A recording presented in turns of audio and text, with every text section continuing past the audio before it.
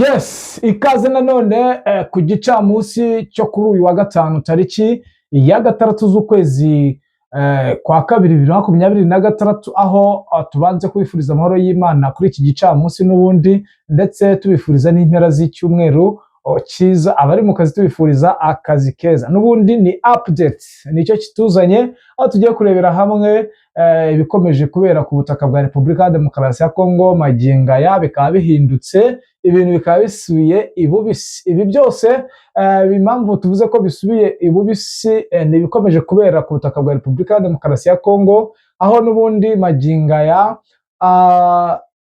ikirere cyasaga nkaho kigenzurwa na FARDC. Hari ibyatangiye kugaragaza ko leta y'Kinshasa hari ibyo yahinduye, nyuma yaho n'ubundi Felix Tshisekedi yarari mu gihugu cya Leta Zunze Ubumwe za Amerika mu muhango wo gusengera igihugu cya Amerika, aho ubona yuko hari ikintu cyahindutse. Turaje twinjiremo neza atumenye ibikomeje kubera ku kibuga cya Bangoka International Airport cya Kisangani, turebe akantu ku kandi, twinjireyo neza turebe uko byifashe, ndetse tunyarukire mu burasirazuba mu gace ka Sud Kivu, turebe uko byifashe, ndetse turebera hamwe uko situation imeze, uko imirwano imeze, udushya turi kuba, aho ingabo z'u Burundi zongeye guhura n'uva gusenya amugeza zishatse kugaba ibitero mu bice bigenzurwa na AFC mu gace ka Baraka, aho abavuga ko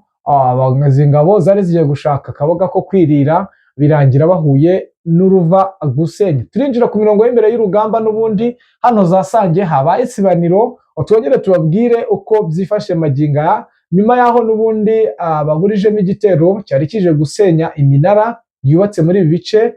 Ubwo ni bashakaga kupa network za AFC, turabyinjiramo neza turebe uko byifashe. Saho gusa turareba n'ubundi uko imirwano ihagaze mu bice bya Minembwe, ku Ndondo, ndetse no mu bice bya Birambo, aho ubona yuko aba FDLB n'aba TBDF bakomeje gukora akazi katoroshye ku rwego rwo hejuru.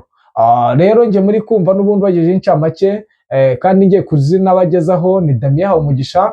Ntago ndi kumwe njyenyine, ndaba ndi kumwe na bwana Habinshuti John. Bwana Habinshuti John, wiriwe neza? Wiriwe neza bwana Damien. Gicamunsi cyiza Kuri twese. Yego, mutwemerere rero dubagezeho amakuru yimbitse kandi yizewe. Bwana Habinshuti, ndumva watujyana kuruva gusenya rw'ingabo z'u Burundi bahuye nazwo igihe bari bagiye gushaka akaboga ko kwifashisha kugira ngo bongere imbaraga ku mirongo y'imbere y'urugamba. Yego, biravugwa ko ari itsinda rishobora kuba ari operation bihaye yenda bitewe n'ibyo bashakaga.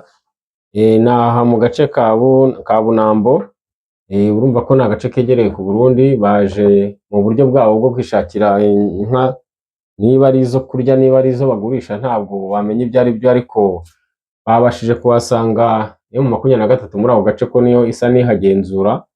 Urumva mu kubabona bo ntago byari byo kwiyumvisha ko ari igitero bagabye, kuko icyo bashakaga bakibonaga, kandi n'izo nka bivuga ko bari bazishyikiriye bari nazo. Babashije kuraswa bose rero ku buryo babonye n'abo ari bo, bagasanga n'ibyangombwa bafite aribwo bamenye ko ari ingabo z'u Burundi. Ariko uko baje bose ari 12 nta wabashije kuhava, kuko babashije kugerageza kwirwanaho bahangana n'icyo gitero cyo mu 23, ariko babashije kuba batsinda bose nta wasubiyeyo. Yes, ibi byose biri kuba n'ubundi Perezida wa Repubulika ya Demokarasi ya Kongo, aho akiri mu gihugu cya Leta Zunze Ubumwe za Amerika, aho ari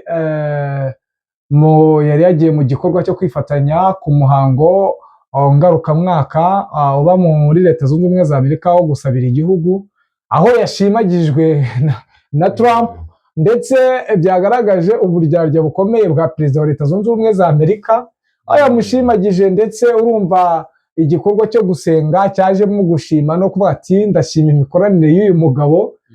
Bigaragara ko nta hantu yigeze avuga izina rye, bigaragara nk'atazi n'izina rye. Ati tuno mugabo mwiza w'umunyakuri ndamushimira. Byagaragaje yuko n'ubundi Tshisekedi abaye ahumura amaso byamuha gutekereza kabiri aho atigeze avugwa mu izina rye, ndetse bagakomeza kumushimagiza berekeza ku birombe by'amabuye y'agaciro baba barasinyanye mu by'ubucuruzi kugira ngo amushimire wenda ibindi kuba yitabiriye uwo muhango, ndetse ubona ko ari nko gucinya inkoro bitewe n'uko mu nama muri biriya bikorwa byose nta munyafurika wigeze utangiza ishengesho byabaye kuri perezida wa Repubulika ya Demokarasi ya Kongo, bigaragaza uburyarya bukomeye ndetse no kubiba icyizere muri Kisekedi kugira ngo akomeze bagirane imikoranire myiza yo gucukura amabuye y'agaciro, aho bajyanye imikoranire y'igihe kirambye, ariko uretse ko imirimbanyi mu bya politike muri Repubulika ya Demokarasi ya Kongo zatangiye gutanga ibirego bivugwa ko bari kuvuga ko Kisekedi yaba ashaka kugurisha igihugu. N'ikigeretse kuri ibyo wakongeraho nuko mu gushimagizwa muri buriya buryo budasanzwe urumva ko hari ijambo yongeragaho kenshi ati intambara narayihagaritse narabishoje. Rero ntabwo waba wagiye ufite ikibazo cy'uko iwawe bimeze nabi, wenda hari akandi kantu k'intege ugiye kwisabira umuntu akakumvisha ko intambara yayishoje, ibyo wari ugamije kugambira kuvuga by'amatakira ngo urumva biba bishize nyine. Ariko mu bigaragara nkatwe twabashije kureba, namwe mutwandikire muri komenti niba bishoboka. Nabonye ko gutanga ibitekerezo bibagora sinzi, ariko mu mboni zanjye na uburyo nakurikiye speech ya Donald Trump mu kuyisoza n'ubundi ni uburyo yasenyuye. Buriya wasanga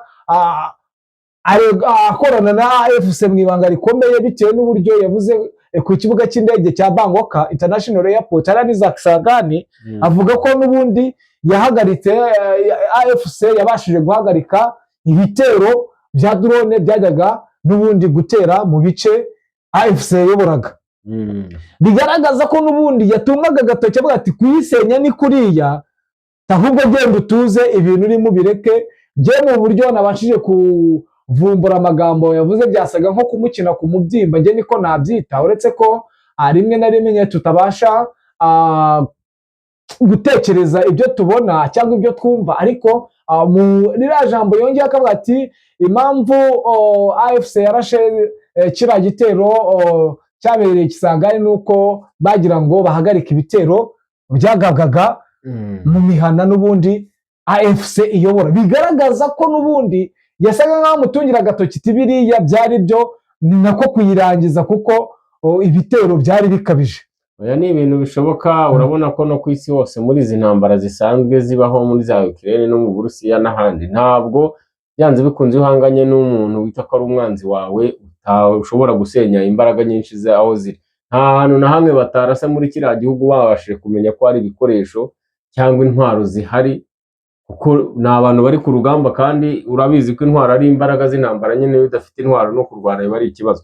Niyo mpamvu rero kuba barasa ikibuga bakarasa n'ikindi ni ibintu bishoboka mu gihe babikoreye mu gihugu barimo, kandi aricyo kiri kuberamo intambara. Yes, ibyo birahabanya n'ubundi n'igikorwa gikomeye ihuriro rya FARDC, ubwo nabwo leta ya Kinshasa ryakoze ku munsi w'ejo, aho ryarashe indege ya AFC. Ni drone bivugwa ko yari y'ubutasi. Yego, bwana bishuti, kubona ko ibintu bisa nkaho byabaye bomba karati, aho n'ubundi leta ya Kinshasa yatangaje ko n'ubundi ibintu bisubiye mu buryo ikibuga cy'indege cya Bangkok kigiye gukomeza gukora. Wabona ari iki kiri bukurikire bwana bishuti? Yego, haravugwa byinshi. Leta ya Kongo iravuga ko kiriya kibuga kiri gukora nta kibazo, bongeye kubaka indi system nshya. Hakavugwa yuko n'ubundi hari ibintu bisa n'ibidashira, yuko n'ubundi kuraswa kwacyo cyangwa kuba hafatwa ari ibintu bishoboka. Ndetse hari n'indi nkuru nshya basa naho bazanye izamwe na FARDC, yuko kiriya kibuga mu iraswa ryacyo ry'ubushize yuko hashobora kuba harashwe n'ingabo z'u Rwanda ngo ziri muri Central Africa. Ni ibintu byabaye nk'ibijya hanze kuri uyu munsi, ariko bidafitiwe gihamya, kuko sinibaza impamvu yumva ko umutwe wa M23 udafite ubushobozi bwo kuba barasa hariya n'ahantu babagejeje n'uburyo babananiye. Sinibaza impamvu yumva ko abacancura ari buze aho barenda, cyangwa se izo drone aho zigurirwa M23 itahamenya. Ntabwo ari ikintu wahita usobanura bijyanye n'impaka bafite yuko ari u Rwanda rwakoze kiriya kintu. Yes, nibyo n'ubwitwazo tubabwira yuko n'ubundi AFC yashyizeho umucyo kuri ibyo, ndetse ugaragaza ko ari nawo wabikoze, ugaragaza intwaro karundura bafatiye ku kibuga cy'indege cya Goma ko arizo zabafashije ndetse zikinabafasha mu ikoranabuhanga. yego niko bari kubivuga kandi nako bimeze. Ni ikirego basa n'abazamuye yuko ngo ibisasu byarashwe hara kuri cya kibuga ngo ni ibisasu bitemewe gukoreshwa mu ntambara, bivuga ngo wenda ntibyemewe, ariko umutwe wa 23 uvuga ko warashwe barashije ibisasu n'ubundi babambuye, bivuga ngo byo bari barabizanye gukora iki bitari ukurwana. Ni bwa buryo bwo kugira ngo bashake impamvu cyangwa se bakaba babitse mu buryo bw'ibanga bazabikoresha ku ruhande rwabo, ariko M23 ivuga ko biri ari ibikoresho byafatiwe Goma. Uzi ko hari ibikoresho byinshi bishoboka, ndetse no muri Uvira hari ibihafatiwe muri iyi minsi. Ni ikintu bazamuye rero wumva ko ari nk'ikirego, ariko M23 yahishuye neza aho ibikoresho byavuye kandi ivuga ko yabibambuye. Yes, nibyo. Biragaragara ko AFC ishobora kuba yavumburiwe umuti, ariko na AFC ikomeje kugenda yibaka amaginga yayo. Uyu ni umunsi wa kane ngira ngo drone zidacaracara mu bice byo mu Minembwe, igaragaza imbaraga n'ingufu AFC yashyize mu gukubaka ubwirinzi bw'ikirere, ariko maginga ya bwashakaga guhungabanywa, aho n'ubundi FDNB ndetse na FARDC n'aba Special Force ndetse n'abacancuro uburyo ki bashaka gufunga connection ya AFC bivuga ko yubatse hariya muri Sange.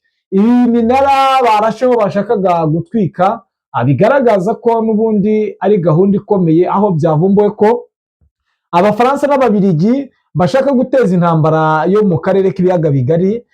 Maginga y'abantu benshi ntabwo bari babyumva, ariko birashoboka ko isaha ku isaha twabona intambara yo mu biyaga bigari. Bana bishuti, n'iki uri kubona gishobora gukurikira nyuma yo kubona ko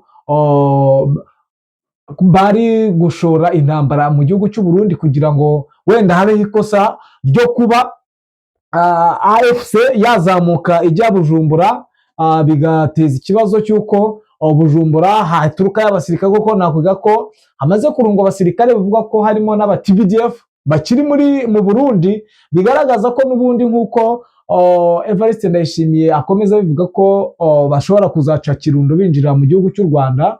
Urumva ko ari ibintu ubona ko bishobora kuba koko hatangiye ubushotoranyi ndengakamere bwo kuba wenda habaho ikosa ryo kuba haba kurasana abanuza aba AFC abo M23 bakaba bakunya mu gihugu cy'u Burundi bagateza intambara. Ibi urabibona ute mu mboni zawe, bitewe n'uburyo ki France ishyigikiye ibikorwa n'Ababiligi bimbitse urwango ndetse rwatumye rukora akazi katoroshye mu gihugu cy'u Rwanda?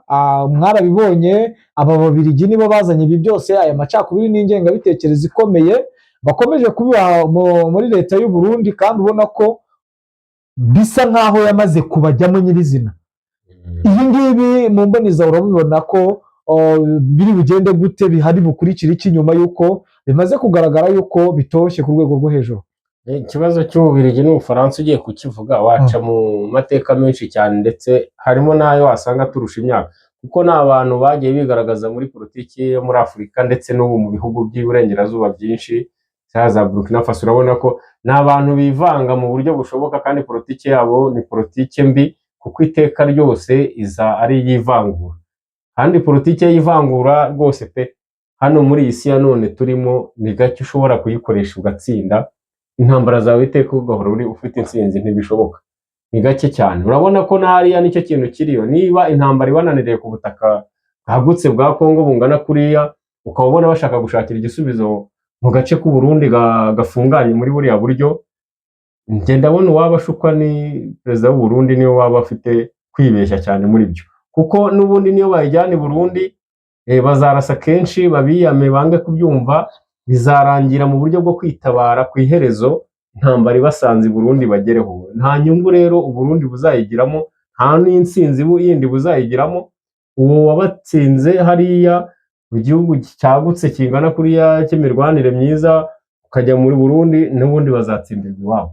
Iyi nibatsindirwa iwabo mu Bubiligi ni indege azurira, mu Faransa ni indege azurira, ikibazo kizasigarana leta ya Bujumbura, kuko ariyo yabaye nk'iyishora muri biriya. Ntabwo rero wakurura intambara uyijyana iwawe ngo uvuge ko hari ubwenge ugiye gukoresha, kandi ingaruka zizaba ku bene igihugu nabo ubwabo. Biratinda ariko birashoboka, kuko ntabwo hazarasa M23 igihe cyose ngo ni uko bari i Burundi ngo ni igihugu kitavogerwa, ntabwo bishoboka. Mu buryo bwo gushaka umutekano nta hantu hatajya hagerwa, urabizi yuko n'ibihugu biri hakurya y'inyanja kiva hano kikarasayo, ni ibintu bijya bishoboka mu ntambara. Rero ntabwo babyiringira ngo ni ukugira ngo bashore Ububiligi n'Ubufaransa muri intambara ibi y'akarere, bayijyamo ikaba iy'akarere ariko bagira umwaka ntibayitsinde, kuko izo batsinzwe urabizi ko ari nyinshi. Yes, nibyo.